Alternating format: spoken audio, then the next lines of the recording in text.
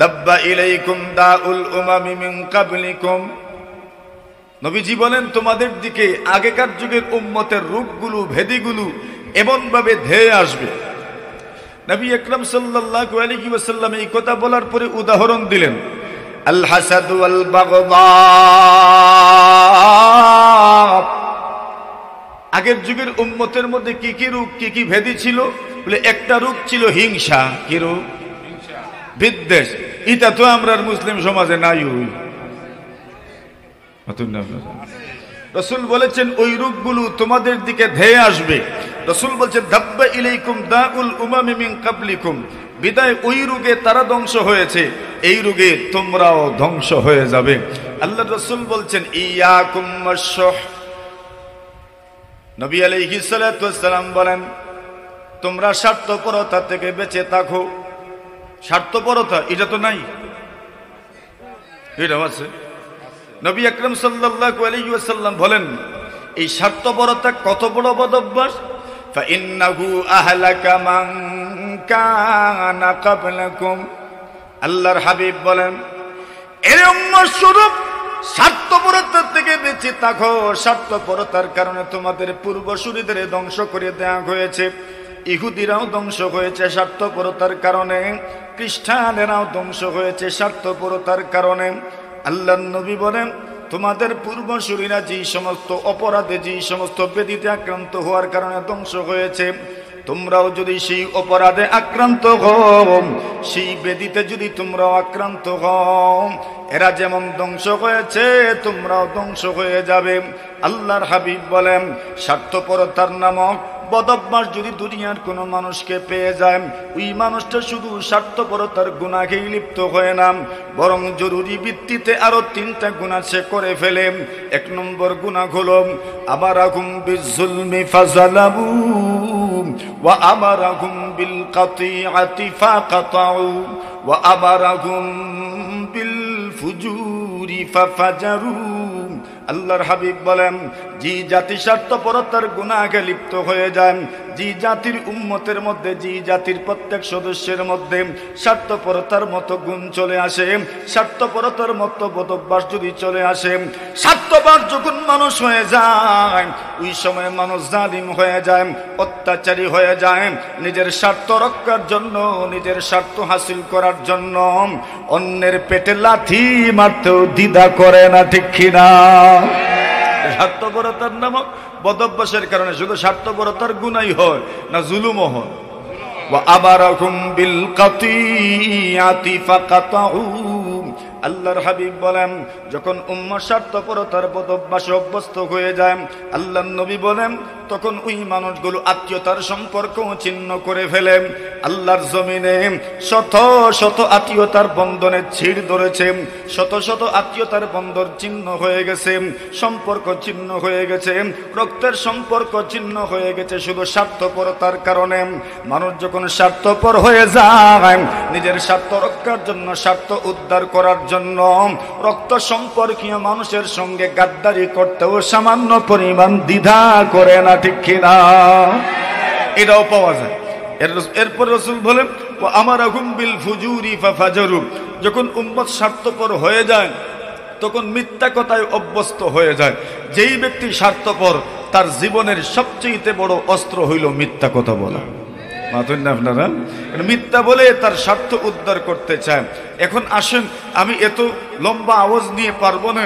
আমাদের প্রধান অতিথি হযরত মুহতারাম উপস্থিত, ওনার গুরুত্বপূর্ণ বয়ান হবে।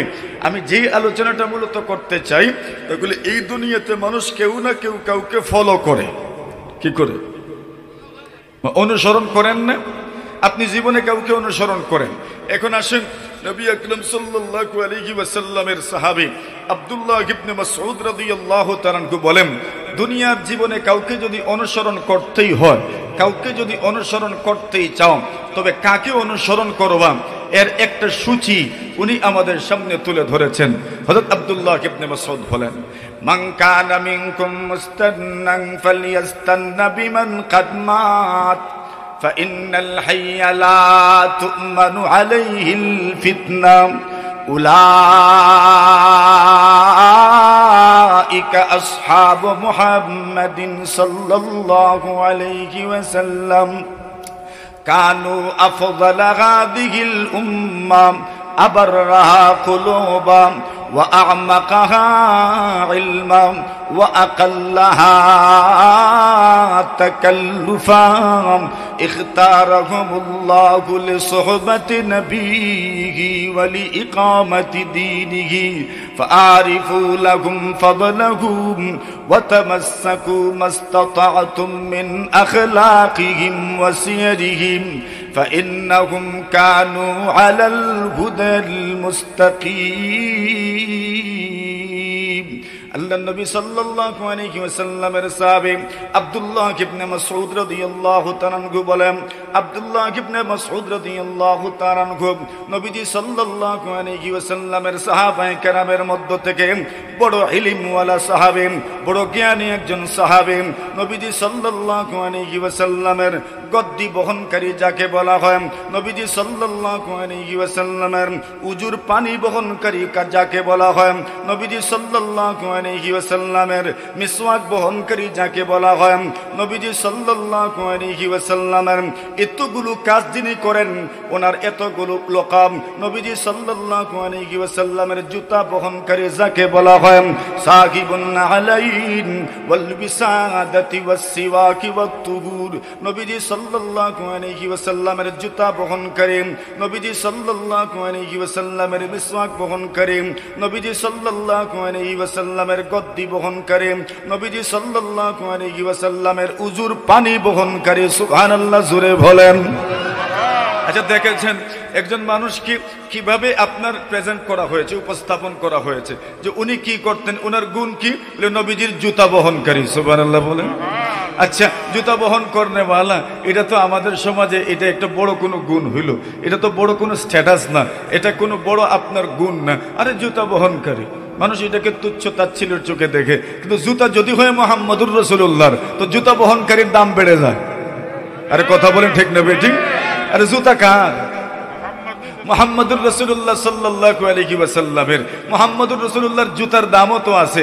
এখন জুতা বহন করবেন যিনি, ওনার দাম কম না বেশি? এজন্য আব্দুল্লাহ ইবনে মাসউদের গুণ হইল, ওনার লকব হইল সাহিবুন নালাইন, নবী আকরাম সাল্লাল্লাহু আলাইহি ওয়াসাল্লামের জুতা বহন করনেওয়ালা। সুবহানাল্লাহ। হুজুরে পছন্দ হয় নাই মনে হয়? গুণ পছন্দ হয়েছে। নবীজির কি বহন করনেওয়ালা? জুতা। শুধু জুতা বহন করনেওয়ালাই নয়। আচ্ছা, জুতা যখন বহন করবেন তো জুতা পড়াইয়া দিব কে? তো যিনি বহন করছেন উনি তো পড়াইয়া দিবেন। আব্দুল্লাহ ইবনে মাসউদ রাদিয়াল্লাহু তাআলা আনহু নবী আকরাম সাল্লাল্লাহু আলাইহি ওয়াসাল্লাম যখন জুতা পরিধান করতেন, আব্দুল্লাহ ইবনে মাসউদ রাদিয়াল্লাহু তাআলা আনহু নবী আকরাম সাল্লাল্লাহু আলাইহি ওয়াসাল্লামের দুইটা জুতা নবীজির দুইটা পায়ে পড়াইয়া দিতেন। আর যখন নবীজি জুতা খুলতেন তখন আব্দুল্লাহ ইবনে মাসউদ রাদিয়াল্লাহু তাআলা আনহু নবী আকরাম সাল্লাল্লাহু আলাইহি ওয়াসাল্লামের দুইটা জুতা সংরক্ষণ করতেন, হেফাজত করতেন। নবীজি বসার জন্য সাহাবায়ে কেরাম আলাদা একটা গদ্দি বানায় দিয়েছিলেন। ইয়া রাসূলুল্লাহ, আপনি বসবেন, একটা গদ্দি থাকার দরকার আপনার জন্য। ছোট একটা গদ্দি বানায় দিয়েছেন, যেখানেই বসতেন, নবীজি যেখানেই বসতেন সেখানেই তো আপনার সাহাবায়ে কেরামের বৈঠক হয়ে যেত।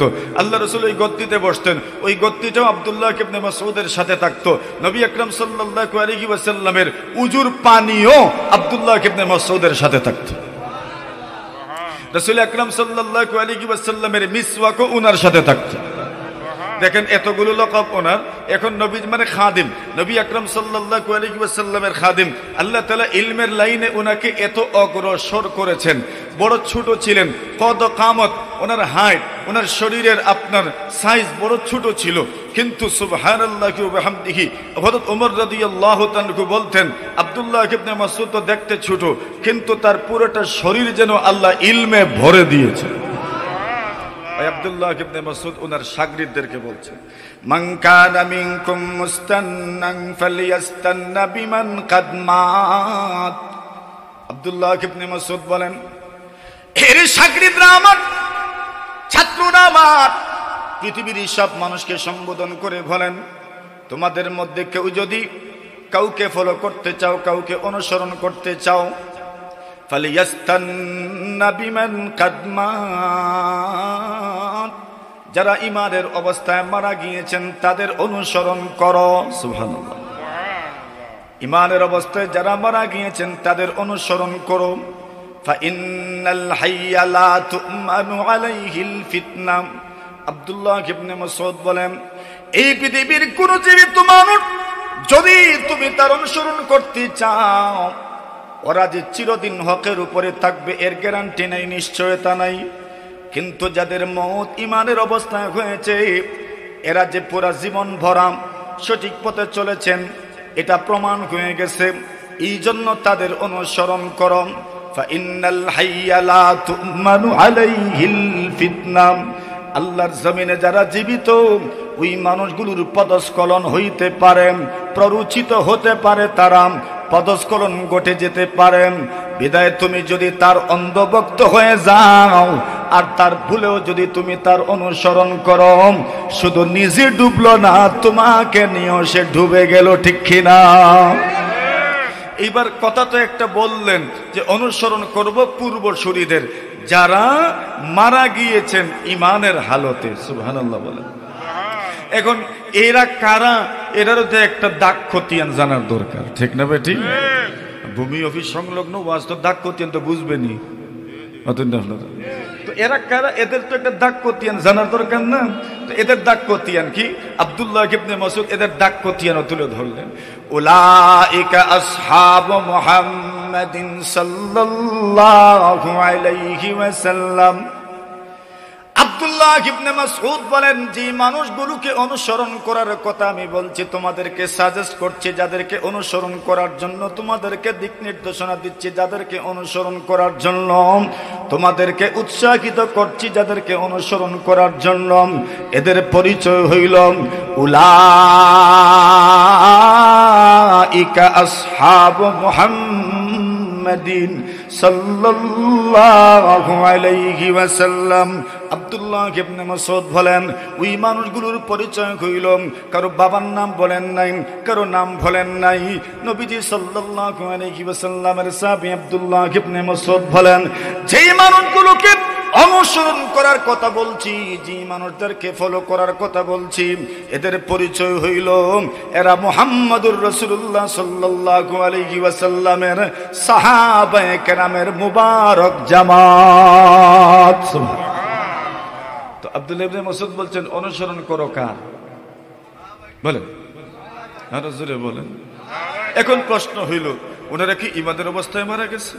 আল্লাহ অন্য আয়াতে বলেন, রাদিয়াল্লাহু আনহুম ওয়া রাদু আন। আল্লাহ পরওয়ারদিগারে আলম বলেন, আল্লাহ এদের উপরে রাজি, ওই মানুষগুলো আল্লাহর উপরে রাজি। সুবহানাল্লাহ। তো কি বোঝা গেল? আল্লাহ রাজি মানে ইমানের হালতে আল্লাহ তাআলা মওত দিয়েছেন। রাদিয়াল্লাহু আনহুম ওয়া রাদু আন। এরা আল্লাহর উপরে রাজি, আল্লাহ তাআলা এদের উপরে রাজি। ওটা তো কোরআনে মাজিদের একটা কথা। কোরআনে মাজিদ তো আল্লাহ তাআলার কালাম। আমার ভাইয়েরাম, এই দুনিয়াতে কিছু কিছু সিদ্ধান্ত নেওয়া হয় সাময়িক সময়ের জন্য, কিছু কিছু সিদ্ধান্ত নেওয়া হয় সাময়িক সময়ের জন্য, কিছু কিছু বক্তব্য বিভিন্ন অবস্থা দৃষ্টে দেওয়া হয়, কিছু কিছু বক্তব্য বিভিন্ন অবস্থা দৃষ্টে পেশ করা হয়। কিন্তু নবী আকরাম সাল্লাল্লাহু আলাইহি ওয়াসাল্লামের উপর যে কোরআনে মাজিদ আল্লাহ তাআলা নাজিল করেছেন, ওই কোরআন কার কালাম? বলেন, কার কালাম? আল্লাহ তাআলা কতদিন থেকে দুনিয়াতে আছেন?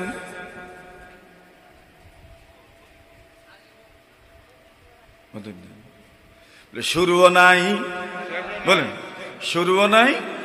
আল আজালিউল আবাদি, আল্লাহ তাআলার শুরুও নাই, শেষও নাই। লাইসা ক্বাবলাহু শাইউন ওয়ালা বাদাহু শাই ওয়ালা ফাওকাহু শাইউন ওয়ালা তাহতাহু শাই। আল্লাহর আগেও কিছু নাই, আল্লাহর পরেও কিছু নাই, আল্লাহর উপরেও কিছু নাই, আল্লাহর নিচেও কিছু নাই। উনি আজালি, উনি শুরু থেকে আছেন, উনি এর আগেও আছেন, উনি শেষ পর্যন্ত, উনার শুরুও নাই, শেষও নাই। আল আজালিউল আবাদি, যিনি আজালি, যিনি আবাদি। এর মানে হইল কোরআনে মাজিদ তো কার কালাম? আল্লাহ তাআলার কালাম। আল্লাহর কালাম, আল্লাহ যেমন শুরু থেকে শেষ পর্যন্ত আছেন, আল্লাহর কালামও শুরু থেকে শেষ পর্যন্ত আছে। আল্লাহ যেমন শুরু থেকে শেষ পর্যন্ত, আল্লাহর কালামও শুরু থেকে শেষ পর্যন্ত। বিদায় আল্লাহ বলেছেন রাদিয়াল্লাহু আনহুম ওয়া রাদু আন, আল্লাহ এদের উপরে রাজি, এরা আল্লাহর উপরে রাজি। এটা সাময়িক কোনো সিদ্ধান্ত নাকি একদম পৃথিবীর শুরু থেকে শেষ পর্যন্ত সিদ্ধান্ত, যার অর্থ দাঁড়ায় আল্লাহ যতদিন থেকে আছেন, আল্লাহ যতদিন থাকবেন, শুরু থেকে শেষ পর্যন্ত আল্লাহ সাহাবায়ে কেরামের উপর সন্তুষ্ট হয়ে আছেন। সাময়িক কোনো কথা না চিরস্থায়ী? চিরস্থায়ী, চিরস্থায়ী কথা। কেন? এটা তো আল্লাহর কালাম, আর আল্লাহর কালাম তো সাময়িক কোনো সিদ্ধান্ত নয়। আল্লাহর কালাম তো এমন নয় যে ওই ঘটনার প্রেক্ষিতে এই কথা বলা হয়েছে। আল্লাহ যেমন কাদিম, আল্লাহর কালামও কদিম। ওইটা তো আমি আর এত সহজে আপনাদেরকে বোঝাতে পারবো না। ওইটা একটা আকীদার মাসআলা যে আল্লাহ কাদিম মানে আল্লাহ একদম শুরু থেকে, শুরু তো নাই ওই মানে কি আল্লাহর শুরু কেউ বলতে পারবে না। সহজ কথায় যেটা বুঝি, পৃথিবীর সৃষ্টি লগ্ন থেকে শেষ পর্যন্ত যেই জাত ও সত্তার শুরু শেষ সবটাই মেনটেন করেন, ম্যানেজ করেন, ওই সত্তার নাম কি? ওই সত্তার নাম আল্লাহ। আর আল্লাহর কালাম তো আল্লাহর গুণ। আল্লাহর কালাম তো কার গুণ? আল্লাহর গুণ। সুতরাং আল্লাহ যেমন একদম শুরু শেষ, ঠিক তেমনি ভাবে আল্লাহর কালামও এটা নতুন কিছু নয়, ওইটার শুরু এবং শেষ সবটার ভিতরেই আল্লাহর কালাম এবং আল্লাহর কথা। বিদায় আল্লাহ যে বলছেন রাদিয়াল্লাহু আনহুম ওয়া রাদু আন, এটা আল্লাহ তাআলা একদম চিরস্থায়ী সমাধান দিয়েছেন। সাহাবায়ে কেরামের উপর কে সন্তুষ্ট? বলেন বলেন বলেন, জোরে বলেন। সাহাবায়ে কেরামের উপর কে সন্তুষ্ট? আল্লাহ সন্তুষ্ট।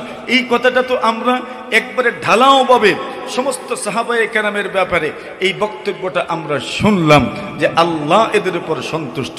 এবার আব্দুল্লাহ ইবনে মাসউদ রাদিয়াল্লাহু তাআলা বলেন, এদেরকে অনুসরণ করবেন কেন?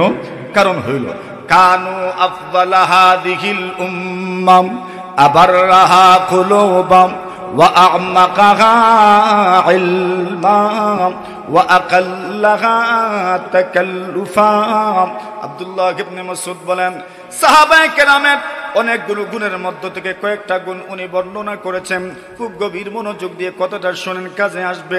নবীজি সাল্লাল্লাহু আলাইহি ওয়াসাল্লামের সাহাবী আব্দুল্লাহ ইবনে মাসউদ রাদিয়াল্লাহু তাআলা আনহু বলেন, সাহাবায়ে কেরামের প্রথম নম্বর গুণ হইল, প্রথম নম্বর বৈশিষ্ট্য হইল কানু আফদালা হাদিহিল উম্মাম, এই উম্মতে কিয়ামত পর্যন্ত যারা আসবেন সবার চেয়ে উত্তম দল এবং উত্তম জামাতের নাম হচ্ছে সাহাবায়ে কেরামের জামাত।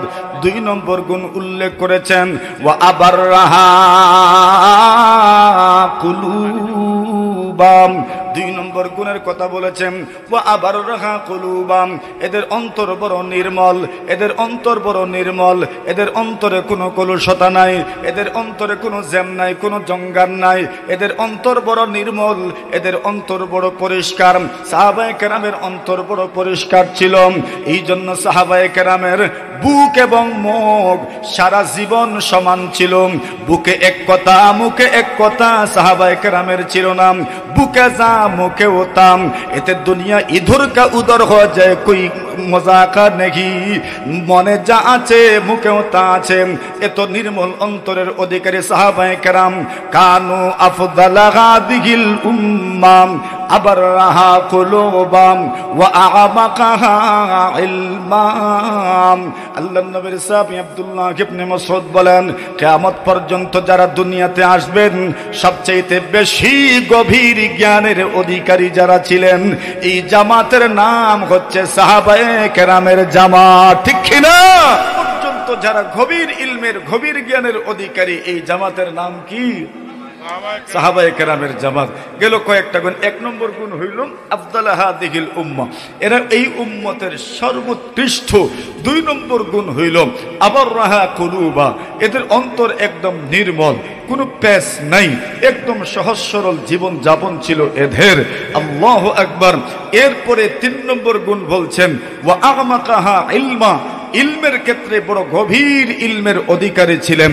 ৪ নম্বর গুণ বর্ণনা করছেন ওয়া আকাল্লাহা তাকাল্লুফা, এদের মধ্যে কোনো লৌকিকতা ছিল না, এদের মধ্যে কোনো ভনিতা ছিল না, এদের মধ্যে কোনো কৃত্রিমতা ছিল না, লোক দেখানোর জন্য কিছু করতেন না, যা মুখে তাই বুকে। যা মুখে তাই বুকে, যা দেখান তাই ভিতরে, এমন না দেখান একটা আর ভিতরে আর একটা। আব্দুল্লাহ ইবনে মাসউদ বলেন, ওয়া আকাল্লাহা তাকাল্লুফা, তাকাল্লুফ ছিল না, ভনিতা ছিল না, লৌকিকতা ছিল না, কৃত্রিমতা ছিল না, লোক দেখানোর কোনো মনোভাব ছিল না। এবার আব্দুল্লাহ ইবনে মাসউদ বলেন, সুতরাং এদের অনুসরণ করো, মনে রেখো এরা এমন এক জামাত, ইখতারাহুমুল্লাহ লিসুহবাতি নবিয়্যিহি ওয়া লিইকামাতি দীনি।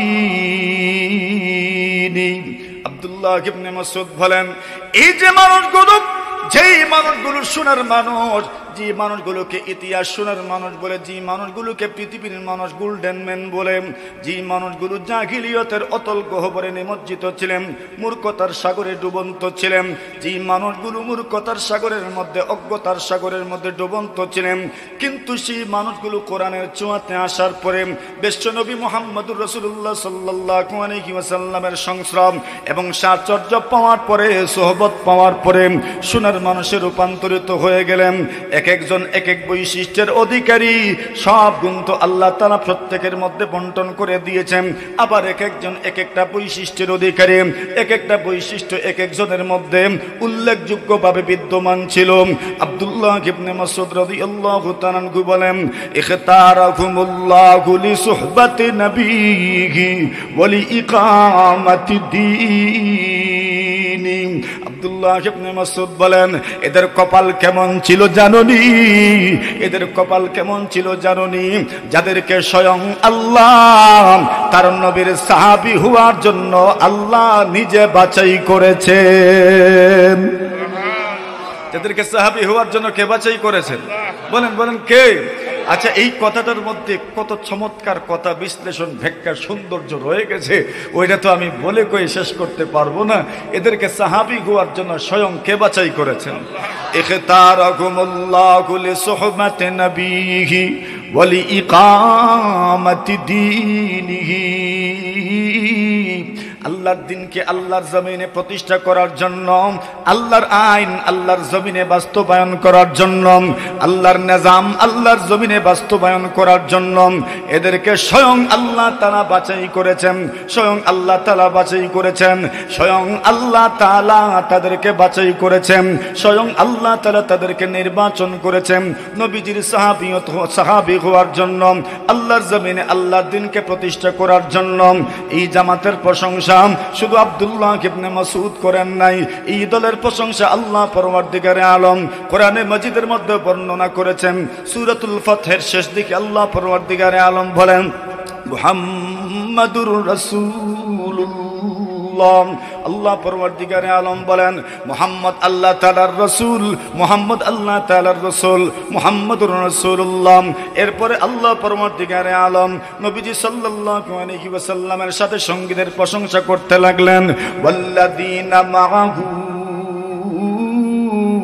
আশিদ্দাউ আলাল কুফফার রুহামাউ বাইনাহুম।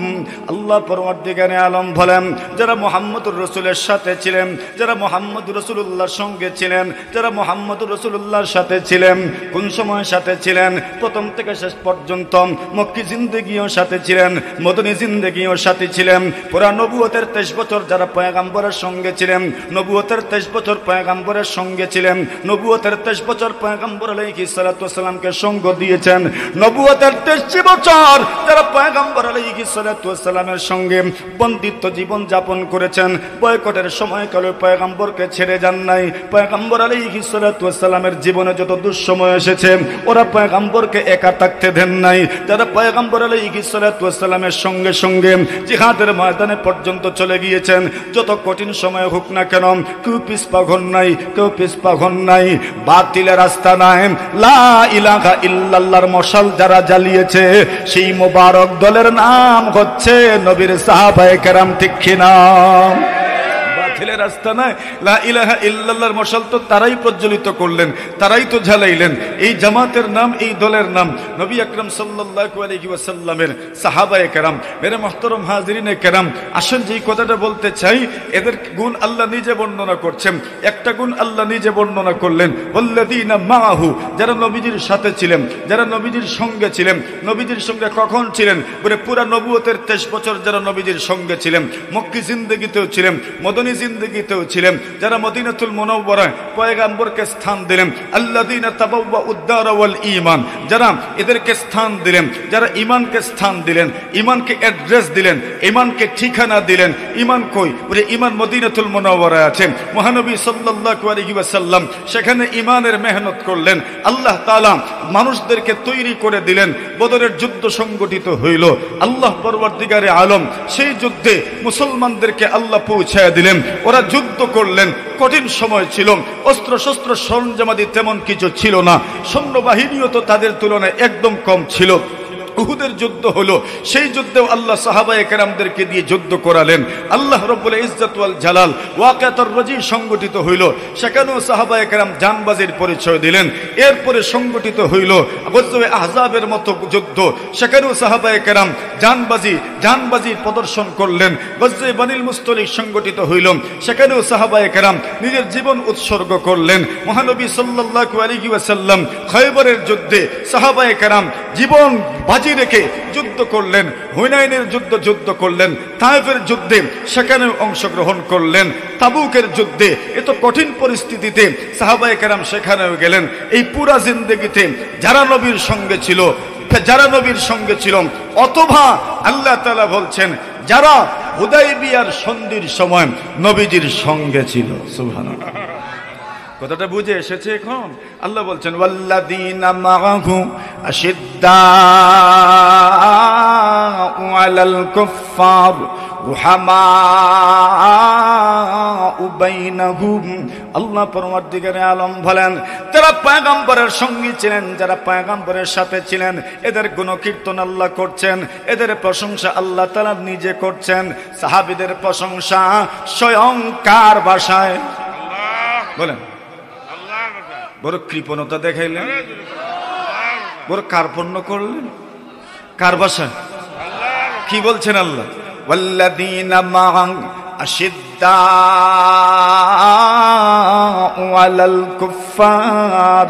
আল্লাহ বলছেন যারা নবীদের সঙ্গে ছিল এরা কাফিরদের বিরুদ্ধে, অমুসলিমদের বিরুদ্ধে ওই সময় তো মনে করেন এরাও সব সময় আক্রমণাত্মক যুদ্ধে লিপ্ত থাকতো, মদিনার উপর চড়াও করত, মদিনার উপর আক্রমণ করত। নবীজির সাহাবায়ে কেরামের অবস্থাটা কেমন ছিল? এরা যখন আক্রমণ করার জন্য আসতো, ওনারা এদেরকে ছাড় দিতেন না, জীবন বাজি রেখে যুদ্ধ করতেন। এক নম্বর। দুই নম্বর গুণ বলেছেন রুহামাউ বাইনাহুম, পারস্পরিক এদের মিল মোহব্বতের কোনো তুলনা ছিল না। এত মিল মোহব্বত সুবহানাল্লাহ, যেটার কোনো দৃষ্টান্ত নাই, কোনো নাজির নাই। এটা দুই নম্বর গুণ, স্বয়ং আল্লাহ বর্ণনা করছেন। এরপরে আল্লাহ বলেন শুধু এরা অপরের প্রতি এমন মানে ছাড় না দেওয়ার জন্য মনোভাব পোষণ করতেন এমন না, শুধু আপোষের মধ্যে মহব্বত ছিল এমন না। আল্লাহ বলছেন এরা ইবাদত করতেন।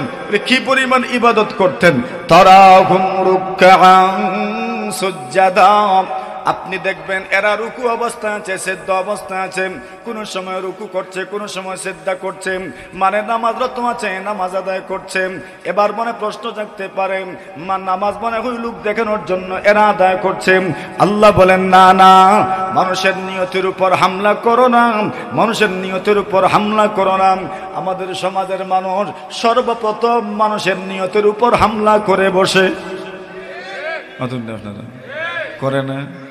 বেশি দিলেই কইব লোক দেখাই তো দিছে, মাতুন না। কম দিলে কইব তোমার ইটার লাগে আল্লাহ ঠেকছ, মাতুন না। আপনারা ইজাতের দুমুখী মানুষ সমাজে নাই। আরে নবীজি বলছেন বুখারী শরীফের কিতাব যাকাতের মধ্যে ইমাম বুখারী রিওয়ায়াত আনছেন, সাহাবায়ে কেরাম কেউ বেশি নিয়ে আসছেন, ওরে দেখো লোক দেখানোর জন্য আছে, কেউ কম নিয়ে আসছেন, দেখো তোমার ওইটার জন্য আল্লাহ ঠেকছেন মনে হয়। এখন কই যাইতো ইজাতের মানুষ কি সমাজে নাই? আছে। এই সব লাইনের মানুষ সমাজে আছে। তো এখন মানুষ তো নিয়তের উপর হামলা করে বসে। কেউ মনে করেন কুরবানির সময় ভালো একটা গরু কিনলো, কুরবানি নিয়ত সহি নিয়ত, ওইটা কেউ লোক দেখাই তো করে করছে। তোমার কে কইছে? তোমার কইছে কেডা? এই যে লোক দেখানোর জন্য করলো, তোমাকে বলছে কে? কেউ বলছে তোমাকে? তো তুমি কেন হামলা করলা তার নিয়তের উপর? তুমি তার নিয়তের উপর হামলার রাইট তোমাকে কে দিল? তুমি তার নিয়ত জানো? তো হামলা করে বসলে। এজন্য কারণ নিয়তের উপর হামলা করিয়েন না। লাইয়ানালাল্লাহু লুহুমুহা ওয়ালা দিমাউহা ওয়ালাকিন ইয়ানালুহু তাকওয়া মিনকুম। তার তো নিয়তই বুঝবে আল্লাহর কাছে, তো সে জানে তার কি নিয়ত আছে। এই জন্য নিয়তের উপর হামলা করিয়েন না। মানুষ তার নিয়তের মাধ্যমে ছোট্ট ছোট্ট আমল পর্যন্ত পাহাড়ের সমান হয়ে যায় শুধু নিয়তের কারণে। আসেন, আল্লাহ বলেন এরা সহি নিয়তে আমল করে। ইয়াবতাগুনা ফাদলাম মিনাল্লাহি ওয়া রিদওয়ানা। কেন আমল করে? কেন রুকু করে? কেন সিজদা করে? কেন নামাজ পড়ে? কেন রুকু করে? কেন সিজদা করে? কেন আল্লাহর সামনে মাথা নত করে, মস্তক অবনত করে? কেন মাথা ঝুঁকায়? আল্লাহ বলেন ইয়াবতাগুনা ফাদলাম মিনাল্লাহি ওয়া রিদওয়ানা। এরা যে নামাজ পড়ে, রুকু করে, সিজদা করে, এর একমাত্র কারণ হইল ইয়াবতাগুনা ফাদলাম মিনাল্লাহি ওয়া রিদওয়ানা। এরা আল্লাহর অনুগ্রহ চায় এবং মহান আল্লাহকে, একমাত্র আল্লাহকে সন্তুষ্ট করতে চায়। সুবহানাল্লাহ। তার নিয়ত বোঝা গেল তো? এখন কোনো গড়মিল আছে? আল্লাহ বলছেন এদের নিয়ত কি, কারে সন্তুষ্ট করতে চায়? সাহাবায়ে কেরামের কথা আল্লাহ বলছেন। এরপর আল্লাহ বলছেন এদেরকে চিনবেন কেমনে? সীমাহুম ফি উজুহিহিম মিন আসারিস সুজুদ। আল্লাহ বলেন এদের চেহারার দিকে তাকাইবা, এদের চেহারার মধ্যে তুমি সিজদার নিশানা দেখতে পারবে। সুবহানাল্লাহ। জিকির পড়েন লা ইলাহা ইল্লাল্লাহ, লা ইলাহা ইল্লাল্লাহ, লা ইলাহা ইল্লাল্লাহ। নূর দেখবেন না, জ্বর উঠলে মধু অতিথা লাগে। জ্বর উঠলে কি মধু, এর মানে মধু তিতাই তো, জিহ্বাই সমস্যা। সুতরাং চেহারার মধ্যে নূর আছে কিনা ওইটা দেখার জন্য তো প্রথমে অন্তর সুস্থ থাকার দরকার, ঠিক না ঠিক? অন্তর যদি সুস্থ থাকে তবেই না আপনি তাদের চেহারার মধ্যে যে নূর আছে ওইটা দেখতে পারবেন। হাদিস শরীফে রাসূল আকরাম সাল্লাল্লাহু আলাইহি ওয়াসাল্লাম বলেন আল্লাহ পরওয়ারদিগারে আলম কিয়ামতের কঠিন ময়দানে নবী আকরাম সাল্লাল্লাহু আলাইহি ওয়াসাল্লামকে হাউজের কর্তৃত্ব দিবেন। যেই হাউজকে হাউজে কাউসার বলে। আল্লাহ রাসূল সাল্লাল্লাহু আলাইহি ওয়াসাল্লাম বলেন ইয়া রাসূল, হে উম্মত, তোমরা কিয়ামতের দিন আসবে হাউজে কাউসারের সামনে। আল্লাহ রাসূলকে সাহাবায়ে কেরাম বলেন ইয়া রাসূলুল্লাহ, আপনি আমাদেরকে চিনবেন কেমনে? আল্লাহ রাসূল বলেন আরে তোমরাও আসবে, অন্যরাও আসবে, কিন্তু আমি কি করব জানো? যেভাবে কেউ ঘাস ফলায় আর ঘাস ফলানোর পরে তার উটগুলোকেই শুধু এই জায়গায় ঘাস খাওয়ায়, অথবা তার গরুকেই শুধু ঢুকতে দেয়, অন্য কারো গরুকে ঢুকতে দেয় না। আল্লাহর রাসূল বলেন আযুবু কামা ইয়াযুবুর রাজুলু ইবিলাহু আন গায়রিহি। আল্লাহর রাসূল ইবিলা গায়রিহি আন ইবিলিহি। নবীজি বলেন যেভাবে কোনো ব্যক্তি তার চারণভূমিতে নিজের গরু ছাড়া অন্য কোনো গরুর গরুকে ঘাস খাইতে দেয় না, দূরে সরাইয়া দেয়, ভাগায়া দেয়। আল্লাহর রাসূল বলছেন ঠিক এইভাবে আমি শুধু আমার উম্মতকে হাউজে কাউসারের কাছে আসতে দিব, অন্য কাউকে আমি ঢুকতে দিব না। সাহাবায়ে কেরাম বলেন তো আপনি চিনবেন কেমনে?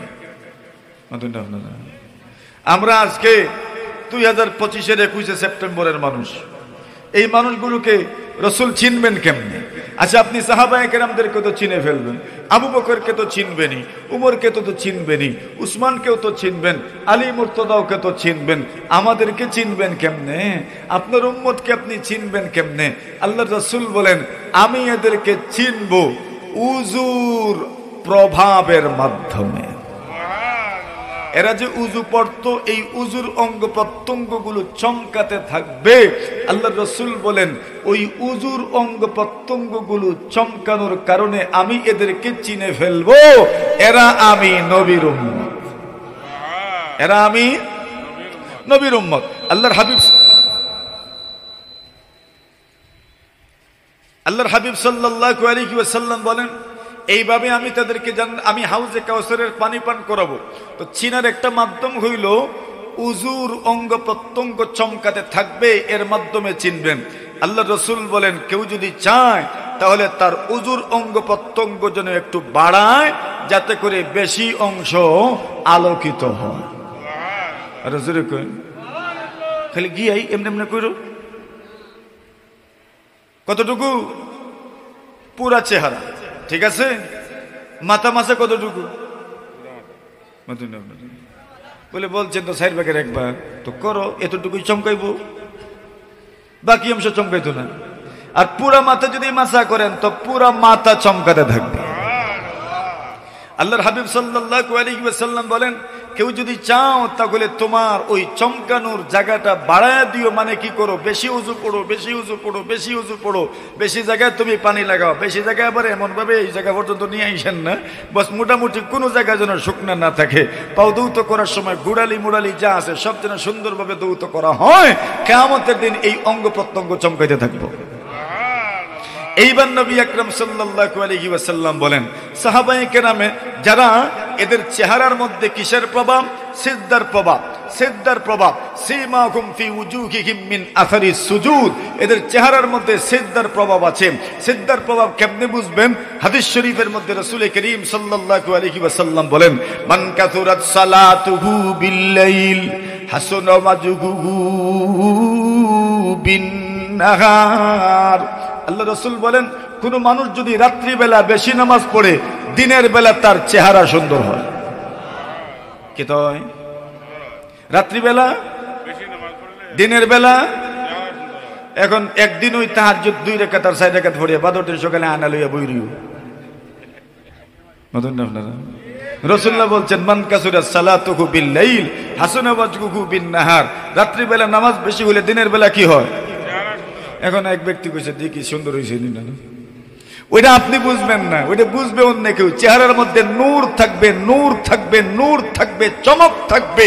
মান কাসুরাত সালাতুহু বিল-লাইল হাসানা ওয়াজহুহু বিন-নাহার। এই আয়াতের মাধ্যমে মূলত আল্লাহর রাসূল সাল্লাল্লাহু আলাইহি ওয়াসাল্লাম কে আল্লাহ তাআলা জানায়া দিয়েছেন, এরা যে আল্লাহর পাগল, এর প্রমাণ হইল এদের অন্তর যে তাকওয়া পরহেজগারিতে ভরপুর, এর প্রমাণ হইল এদের বাহিরের অংশেও তাকওয়া পরহেজগারির প্রভাব রয়ে গেছে।